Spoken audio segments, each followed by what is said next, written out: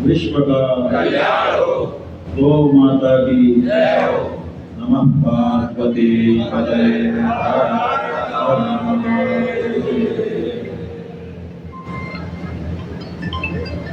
समुपस्थित सम्माननीय संतवृंद, विद्वद्वृंद, इस क्षेत्र की सांसद पिंपल जी, विधायकगण, सुधी सज्जनों, माताओं,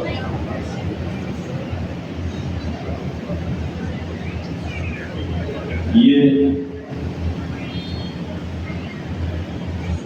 एक तरह का आपातकाल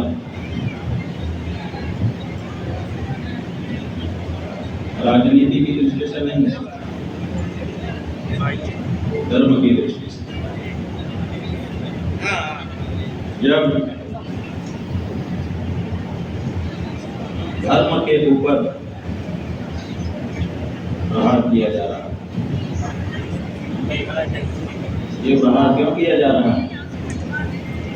क्योंकि कुछ ऐसे लोग जिनका धर्म से कोई लेना देना नहीं है, जो राजनीति ही को और राजनीति में भी सत्ता की प्राप्ति को ही जीवन सर्वस्व समझते हैं, वे लोग धर्म को अपनी राजनीति में और विशेष करके उस राजनीति में जिसमें सत्ता प्राप्ति को ही राजनीति समझा जाता है, बाधक समझ रहे हैं और इसीलिए उसको समाप्त करने का षड्यंत्र रच रहे हैं। आप देख पा रहे हैं कि जब हम यहाँ आकर के बैठे हैं तो हमने राज चिन्ह धारण किए हुए। राज चिन्ह का मतलब होता है हमारे यहाँ इंद्र का जो उच्चार है उसी को राज चिन्ह बताया गया। इसमें सिंहासन होता है, इसमें छत्र होता है, इसमें छड़ी होती है, इसमें पादुका होती है। ये राज चिन्ह है। राजा का मतलब शासक।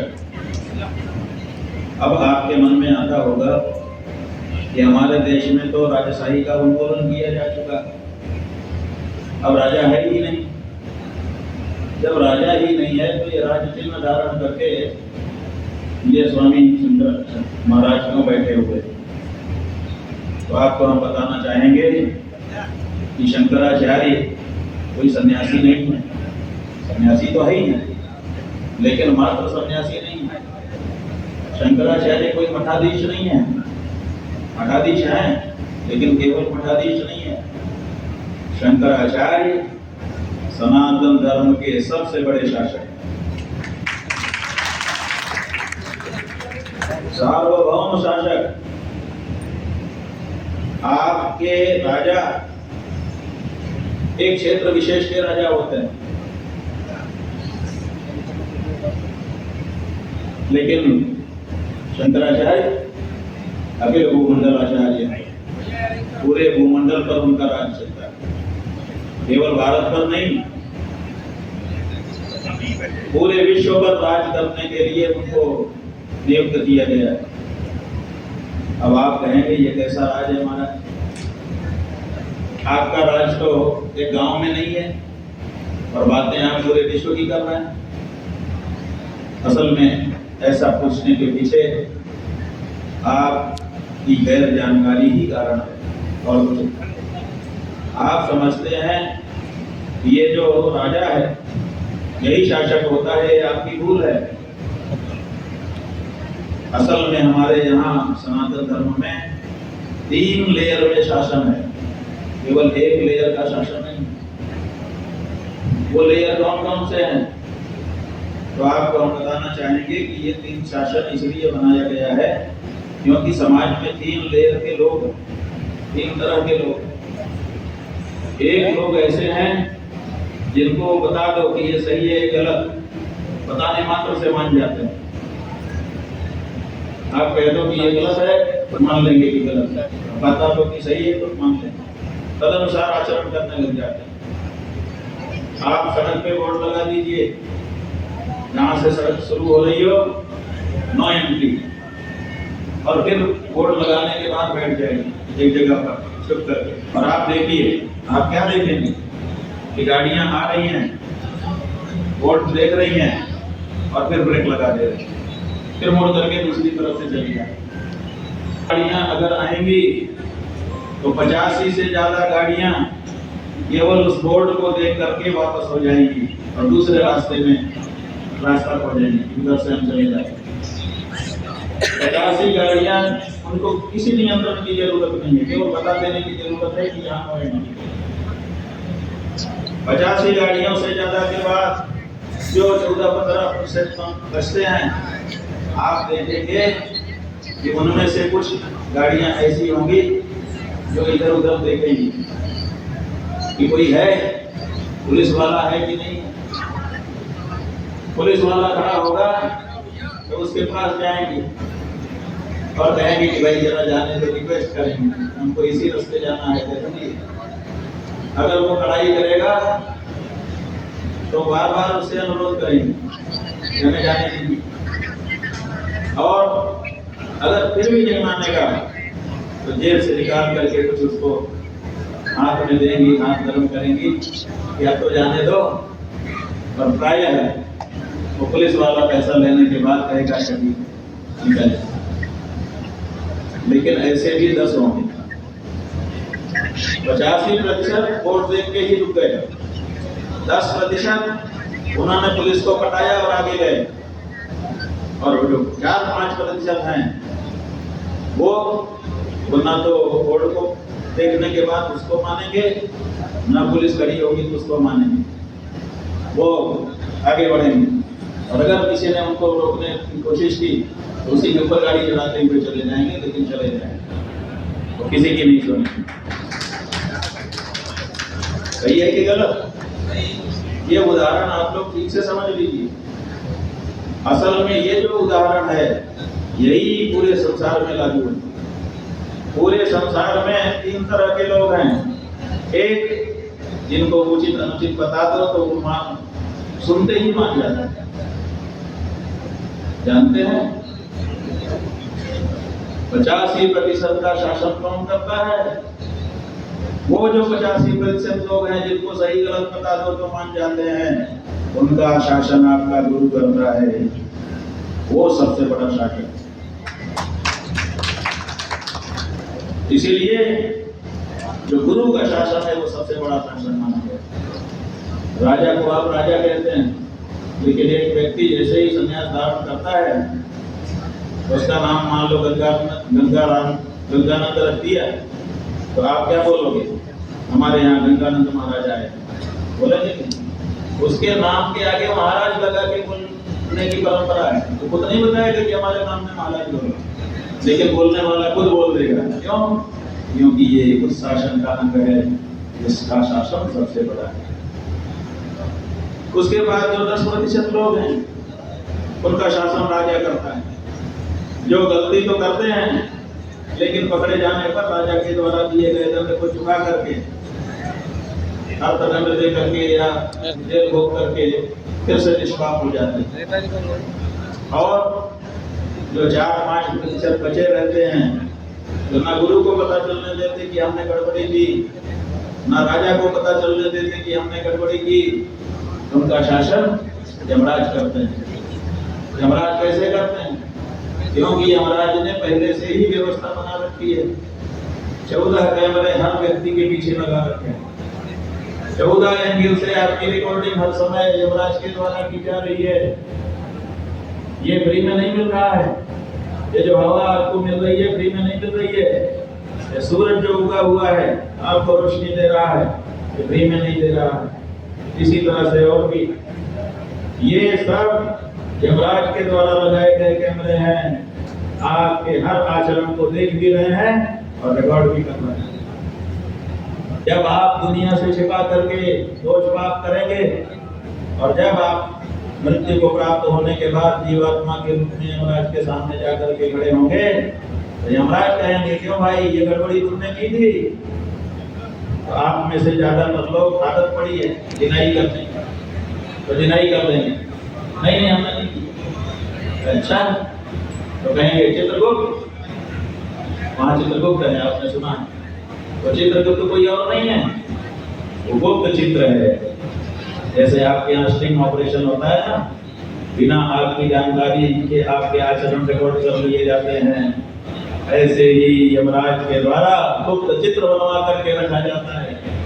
जैसे ही आप डिनाई करते हैं, आपका डिनायल सुनते ही यमराज इशारा करते हैं और आपके आचरण डिस्प्ले कर दिया जाता है। जब आप देखते हैं अरे रिकॉर्डिंग है, सोचते हैं कि झूठा कहूं, तब तक दूसरे एंगल की, तीसरे एंगल की, चौथे एंगल की, कई एंगल से आने के बाद तब आपका मन टूट जाता है, आप सिर झुका के खड़े हो जाते हैं। हाँ गड़बड़ी तो मैंने की, क्षमा कर धन मिलता अवश्य में वो भोक्तव्यम कृतम कर्म शुभाशुभ। आपने शुभ चाहे अशुभ जो भी कर्म किया है उसका फल आपको अवश्य भोगना पड़ेगा, ना भोगने का सवाल ही नहीं, बच नहीं सकते। ये जो व्यवस्था है इस व्यवस्था में बचने का कोई सवाल ही नहीं है। इसलिए 3 स्तर के शासन में आप इस समय रह रहे हो। गुरुरात्मवताम शास्त्रा, वो जो सुनते ही मान जाने वाले लोग हैं वो आत्मवान लोग कहे गए हैं शास्त्र की भाषा में। गुरुरात्मवताम शास्त्रा, उन आत्मवान लोगों का शासक गुरु है। राजा शास्त्रा दुरात्मा, जो दुरात्मा है कहने पर भी नहीं मानते, उनका शासक राजा है।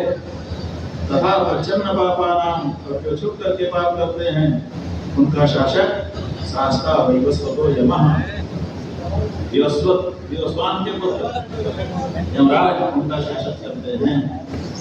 तो आपको हमने बताया कि 3 स्तर का शासन हिंदू धर्म में है, इसलिए सबसे बड़ा शासन गुरु का है। और आपको हम बताना चाहेंगे कि ये जो सिंहासन मिला हुआ है ये हमको परंपरा से मिला हुआ है। इस देश के साल को कौन राजा थे सुधर्मा, सुधर्मा के द्वारा बाकायदा ये शासन शंकराचार्य को दिया गया है कि आप विश्व का शासन, धार्मिक शासन करिए, लोगों को सही रास्ते पर ले आएंगे। हम कितना शासन कर सकेंगे, डंडा फटकार के कितने लोगों को सुधारा जा सकता है। आप समझिए कि आपके घर में जवान लड़का और जवान लड़की रहते हैं, लेकिन उनके मन में भावना है कि हम भाई बहन, ये किसने डाल दी? अगर ये भावना उनके मन में न डाली गई होती तो आपके घर में पवित्रता रह पाती? नहीं रह पाती।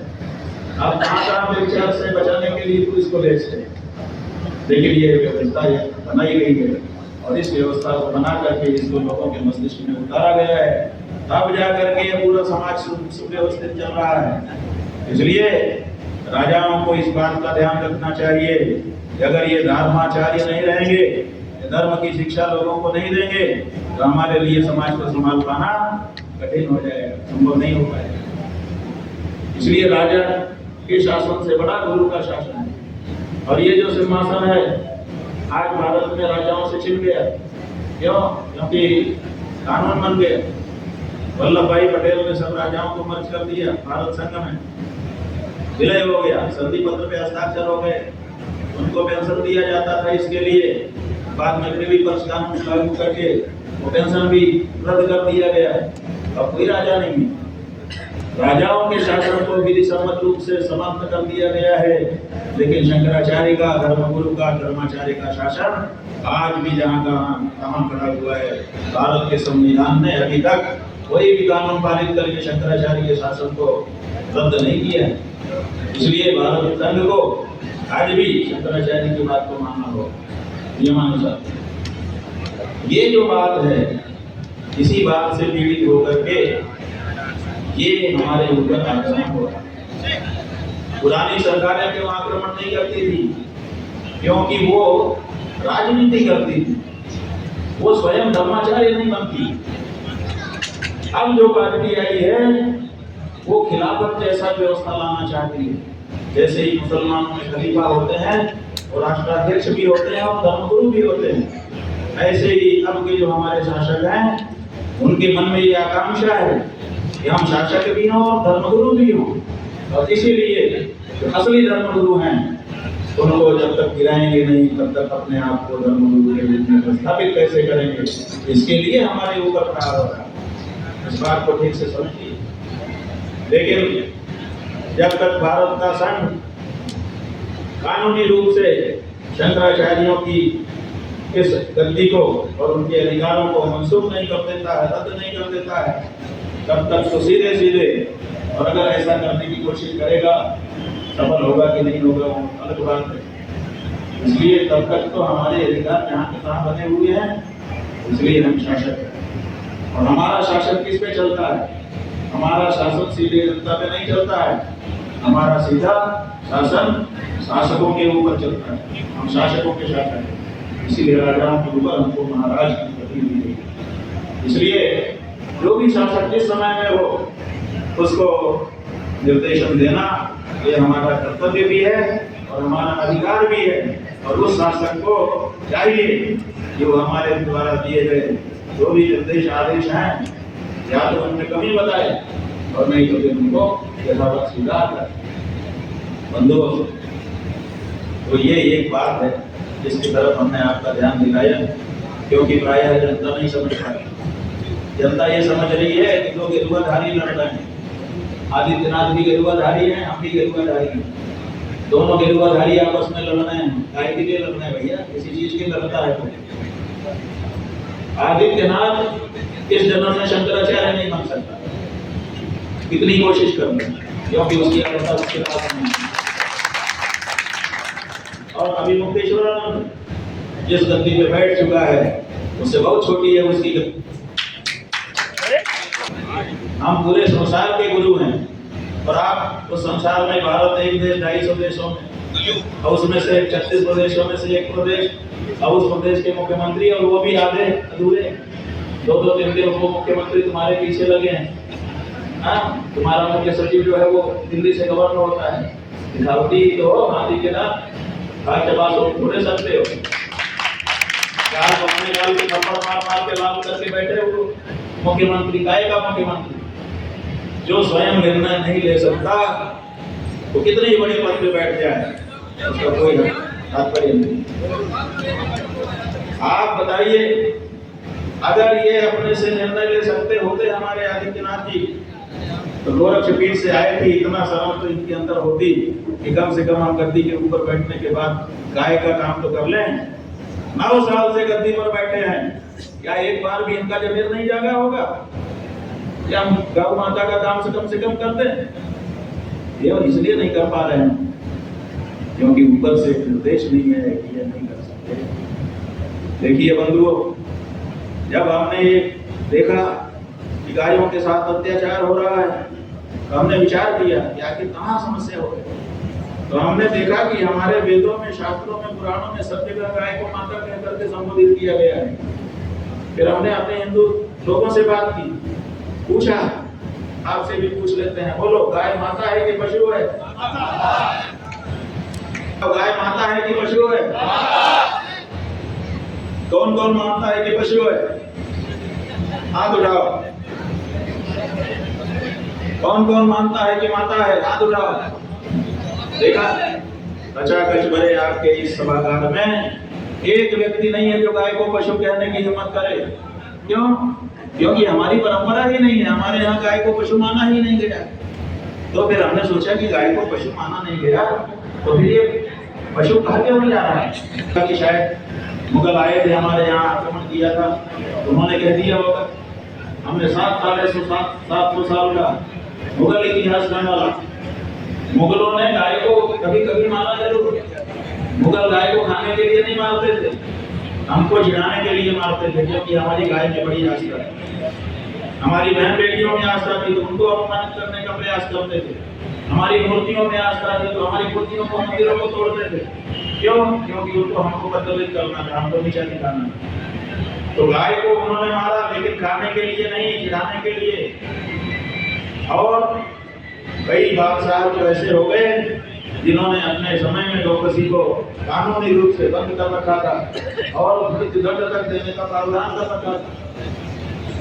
एक बादशाह ने तो अपनी वसीयत में लिखा अपने बेटे के लिए कि बेटा हिंदुस्तान में राज करना है तो गौ माता का अपमान कभी मत करना, डोकसी कभी मत होने देना। इसलिए उनके समय में गाय को पशु नहीं कहा गया। उसके बाद अंग्रेज आए। हाँ, अंग्रेजों के समय में ये शुरुआत हुई। अंग्रेजों ने ही आज जो आपके भारत के स्टेट बनाए गए बनाया, ये आपका उत्तर प्रदेश, ये उत्तर प्रदेश थोड़े है, इसका नाम उत्तर प्रदेश था ही नहीं। ये तो यूनाइटेड प्रोविंस है। यूनाइटेड प्रोविंस को ही संक्षिप्त में यूनाइटेड का यू और प्रोविंस का पी लेकर के वो लोग यूपी यूपी कहते थे। आजादी के बाद आपसे अंग्रेजी मोह छोड़ा नहीं गया है। यूपी यूपी कहते हैं तो आपने सोचा यूपी ही रह जाए और इसीलिए आपने यूनाइटेड में से खोजा क्या करें तो यूनाइटेड का उत्तर कर दिया और प्रोविंस का प्रदेश कर दिया तो आपका बन गया उत्तर प्रदेश। ये उत्तर प्रदेश अंग्रेजों के यहाँ से अंग्रेजियत के कारण, यूपी के मोह के कारण निकला हुआ शब्द है। अब आपने यूपी को नहीं छोड़ा, ठीक उसी तरह से यूपी गवर्नमेंट ने गाय को पशु कहना भी आजादी के बाद भी नहीं छोड़ा। चलो भाई, ध्यान नहीं रहा होगा तो कम से कम बाबा जी को तो ध्यान में आ जाता। जब ये मुख्यमंत्री बने होंगे तो किसी दिन तो इनके सामने भाई लाई होगी जिसमें गाय को पशु लिखा गया होगा। उसी दिन कम से कम इनका जमीर जाग जाता अगर असली हिंदू हो गए।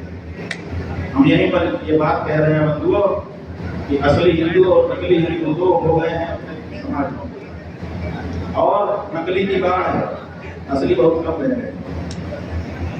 असली हिंदू अगर होगा, हम आप लोगों से पूछना चाहते हैं, अगर आज आपको मुख्यमंत्री बना दिया जाए तो आप गाय को पशु कहोगे कि माता कहोगे? कितने दिन की देरी लगाओगे? एक क्षण की भी नहीं। ये बेटा कह रहा है, सही बात है। हमको जब हमारे हाथ में ताकत आएगी तो अपने ढंग से हम बोलेंगे। तो अगर हमें जमीर होता, अंतरात्मा हमारी होती और वो हमको दिखाती तो हम पहले दिन कर देते। पहले दिन न कर पाते तो पहले महीने में कर देते। पहले महीने भी न कर पाते तो कम से कम पहले साल में तो ये कर ही देते। लेकिन 9 साल धरती पर बैठ कर के बिता देने के बाद भी जब आपसे मांगा जा रहा है कि आप गाय को माता कह के पुकारो, और जब हमने कहा कि इसकी जीभ क्यों लड़खड़ाती है तो फिर दबाव बड़ा होगा। तो विजनौर में आके खड़े हुए, बोले गाय तो जन्म जन्म का नाता है, माता है। माता बेटे के बीच में घोषणा की क्या आवश्यकता है? बड़े तरीके से कहा, अबे कह करके कहा। अबे कौन सा शब्दावली होती है? कोई मुख्यमंत्री अबे से करके बोलता है तो कह रहे हैं अबे, उसके बाद थोड़ा सा सामान लिया कहीं भी डर गया। अबे कह करके बोले है, वो उनकी भाषा है, उसमें अपने को क्या जाना, केवल गौर कर लिया अपने लोग। कहते हैं कि गाय हमारी माता है, जन्म जन्मांतर का नाता है, माता बेटे के बीच में घोषणा की क्या जरूरत है? बिल्कुल सही है। अगर आदित्यनाथ की माता है और आदित्यनाथ अपनी माता का बेटा है तो परस्पर में घोषणा की जरूरत नहीं है। लेकिन एक राज्य है, उस राज्य का गाय के साथ क्या संबंध है, ये कैसे परिभाषित होगा? क्या बिना घोषणा के एक राज्य का अपनी गौ माता गाय के साथ का संबंध परिभाषित हो सकता है? बताइए आप लोग, विद्वान लोग बैठे। यहाँ हम आदित्यनाथ से थोड़े पूछते हैं कि तुम्हारी माता है कि नहीं, हम तो मुख्यमंत्री से पूछ रहे हैं। उससे कह रहे हैं कि तुम गाय को माता घोषित करो। तो ये कि मुख्यमंत्री बिना घोषणा के कैसे ये निरूपित कर देगा कि गाय हमारे राज्य की माता है कि नहीं है? हम आदित्यनाथ माता थोड़े मांग रहे हैं, हम तो राज्य माता मांग रहे हैं, उत्तर प्रदेश माता मांग रहे हैं। और इतनी सी बात ये मोटा बुद्धि वाला अकल वाला समझता नहीं। मैंने हम गलत कह रहे हैं? बताइए, अगर इतनी बात नहीं समझ रहे हैं तो मोटी बुद्धि हुई कि नहीं?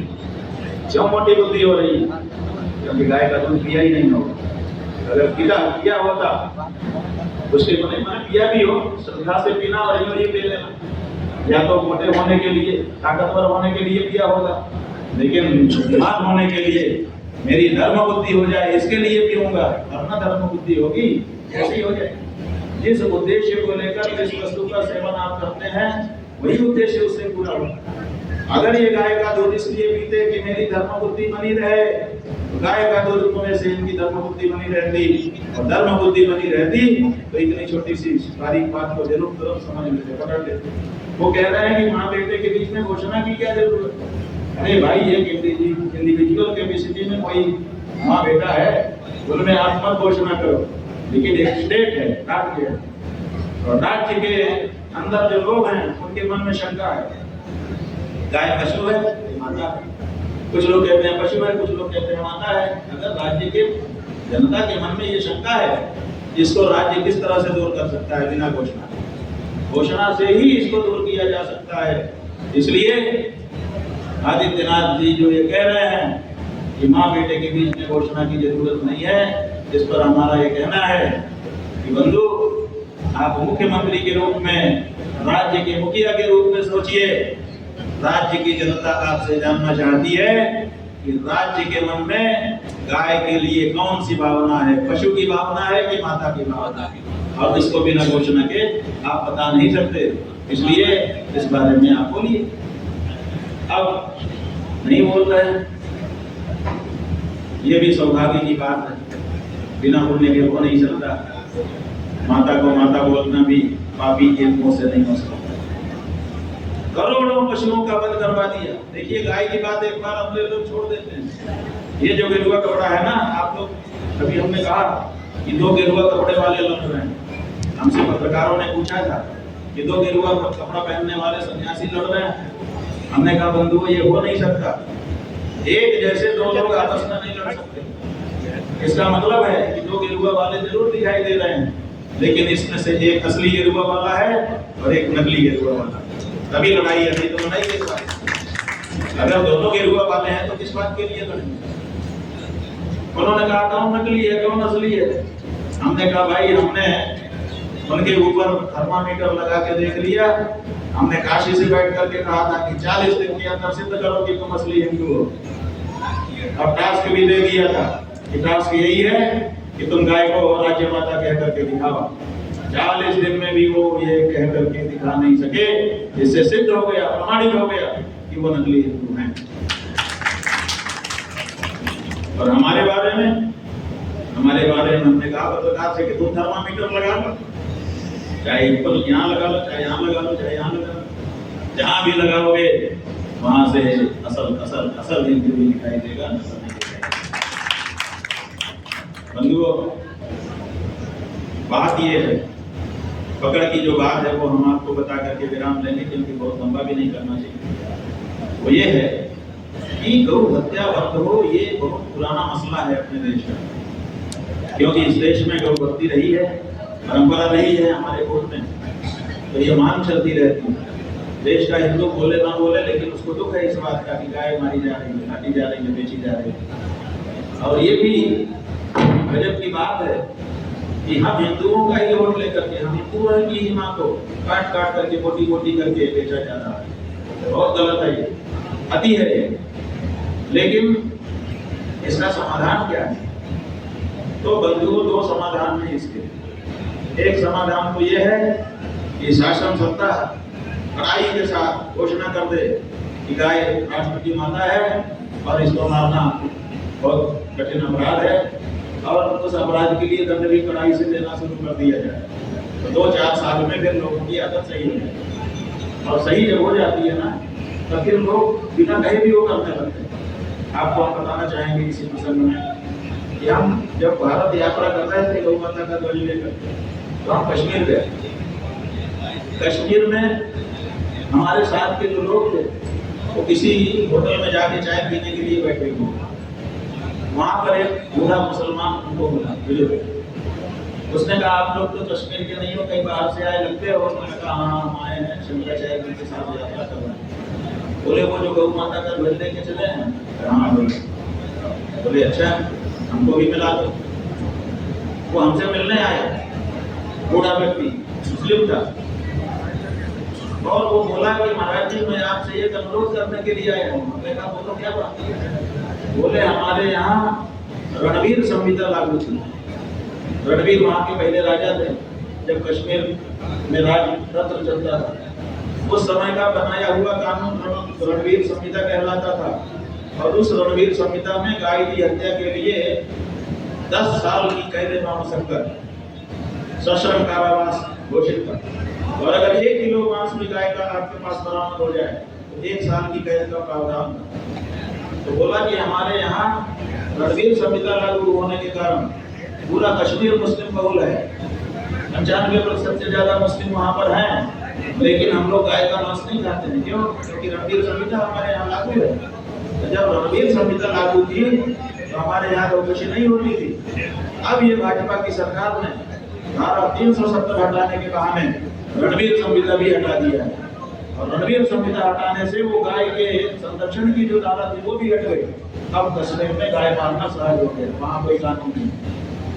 अब वो बुढ़ा वोट मारने की बात कह रहा है, वो कह रहा है कि महाराज जी आप वो रणवीर संहिता फिर से लागू करवा दीजिए। हमने कहा क्यों? इससे तुम तो मुसलमान हो। बोले नहीं, हमारे बच्चों को गाय खाने की आदत नहीं है, अब ये नई आदत पड़ रही है, अब ये अच्छी नहीं है, इसलिए हम चाहते हैं कि वो कानून हमारे यहाँ फिर से लागू हो जाए। मुसलमान होकर के उसके मन में कुछ बात है, चाहे जिस कारण से भी, चाहे वो ये सोचता हो कि लड़ाई का जरिया बाद में बच जाएगा, खा दिया, लेकिन कह तो रहा। आज देखिए जब हम आपके यहाँ आए हैं तो यहाँ पर कुछ मुस्लिम बंधु हमसे मिले, नदीम इलाही, मोहम्मद खालिद, रोहित कुरैशी, शाह खान, मोहम्मद एजाज, निजाम मंसूरी, अंसार, निहार खान, सज्जाद खान, इकरार अली, मुशाद मोहम्मद, मजहर खान, इकरार अली, ये सब लोग हमसे यहाँ पर आकर के मिले और इन्होंने कहा कि हमारी बात प्रधानमंत्री जी तक पहुँचा दीजिए कि गाय को वो जल्दी से जल्दी राष्ट्रमाता कहते हैं। आज देश का मुसलमान वो बात कह रहा है जो बात हमारे देश का हिंदू हृदय सम्राट नहीं कह पा रहा, तथाकथित हिंदू हृदय सम्राट। मुसलमान से गया बीता है कि नहीं हमारी दृष्टि में? आप लोग मानो जिसको हिंदू मानना हो, हमारी अपनी दृष्टि में ये तथाकथित हिंदू, ये राजनीतिक हिंदू जो गाय को माता कहने में हिचकिचा रहे हैं, ये मुसलमानों से भी गए बीते हैं। इनको हिंदू कहना हिंदू का अपमान।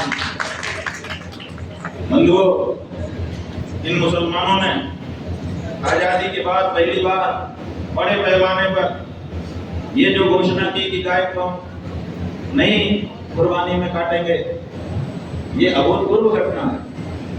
इसके पहले भी छिटपुट फतवे जारी हुए थे, नहीं हुए थे ऐसी बात नहीं। मुसलमानों की ओर से कभी कभी ऐसी बातें आती रहती थी, लेकिन ईद के समय में गायों को खरीदना ही छोड़ दिया कि खरीदेंगे ही नहीं तो काटने का तो प्रश्न ही नहीं है। एक ईद में कई लाख गाय इस बार हमारी बच गई कटने से। कितनी बड़ी खुशी का हमारे लिए अवसर है। हम बहुत खुश हैं कि लाखों गायों की रक्षा एक दिन में हो गई और इसके लिए मुस्लिम समाज का अभिनंदन करना चाहते हैं। लेकिन बंधुओं, जहाँ एक ओर हम इस निर्णय से प्रसन्न है कि हमारी लाखों गायें बच गई, वहीं दूसरी ओर ये जो तथाकथित हिंदू हैं